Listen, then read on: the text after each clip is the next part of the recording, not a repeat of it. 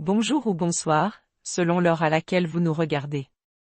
Je suis votre chroniqueuse audio et animatrice de podcast à l'ODJ Média. Je suis chargée de vous lire aujourd'hui, avec une fidélité totale et absolue, la chronique de Salma Chmantiwari. Nous explorons un geste vital mais souvent mal exécuté, dont les conséquences sur notre sourire sont insoupçonnées. Le titre de cette analyse, Respirer par la bouche, pourquoi ce geste anodin abîme les dents et les gencives? Respirer est un acte automatique, vital, que l'on ne questionne presque jamais. Pourtant, la manière dont nous respirons peut avoir un impact profond sur notre santé bucco-dentaire. La respiration buccale, souvent adoptée sans même s'en rendre compte, est aujourd'hui reconnue comme un facteur aggravant majeur des troubles dentaires et gingivaux. Psychologiquement, l'être humain est conçu pour respirer par le nez.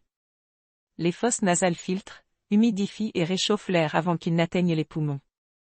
Lorsque l'air entre par la bouche, ce processus protecteur est court-circuité. L'air arrive plus sec, plus froid, et directement en contact avec les muqueuses buccales, ce qui modifie profondément l'environnement de la bouche. L'auteur ajoute que l'un des premiers effets de la respiration buccale est la sécheresse. En respirant par la bouche, surtout la nuit, la salive s'évapore plus rapidement. Or, la salive est un pilier central de la santé bucco-dentaire. Elle agit comme un bouclier naturel contre les acides produits par les bactéries, aide à éliminer les débris alimentaires et participe à la reminéralisation de l'émail. Une diminution de salive crée un terrain idéal pour la prolifération bactérienne. Cette sécheresse favorise également l'apparition de caries. Sans une salive suffisante pour tamponner les acides, l'émail devient plus vulnérable. Les bactéries cariogènes peuvent alors attaquer la surface des dents plus facilement. L'auteur affirme qu'à long terme, cela augmente le risque de caries, même chez des personnes qui se brossent régulièrement les dents. Les gencives sont elles aussi fortement impactées. L'air sec irrite les tissus gingivaux, les rendant plus sensibles et plus vulnérables à l'inflammation. Chez les personnes qui respirent par la bouche, on observe plus fréquemment des gencives rouges, gonflées et sujettes au saignement.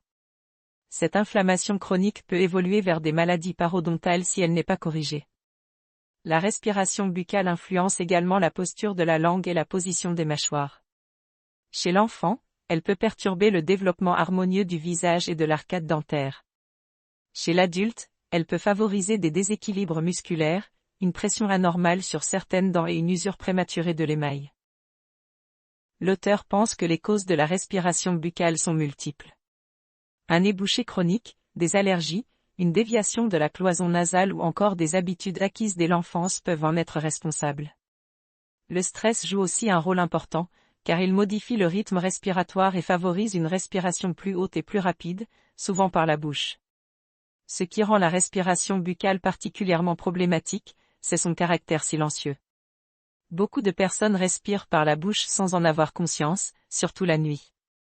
Elles se réveillent avec une bouche sèche, une haleine désagréable ou des gencives sensibles, sans faire le lien avec leur mode de respiration. L'auteur conclut que corriger la respiration buccale n'est pas seulement une question de confort, mais un véritable enjeu de santé.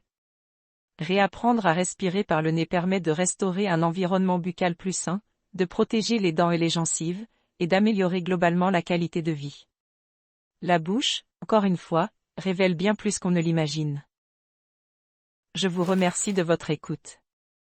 J'ai veillé à respecter scrupuleusement l'intégralité et chaque mot de la chronique de Salma Chmantiwari pour l'ODJ Média. Votre respiration est le premier soin de votre sourire, ne l'oubliez pas. Je vous donne rendez-vous très bientôt pour une prochaine chronique santé. C'était votre animatrice à l'ODJ Média, restez connectés.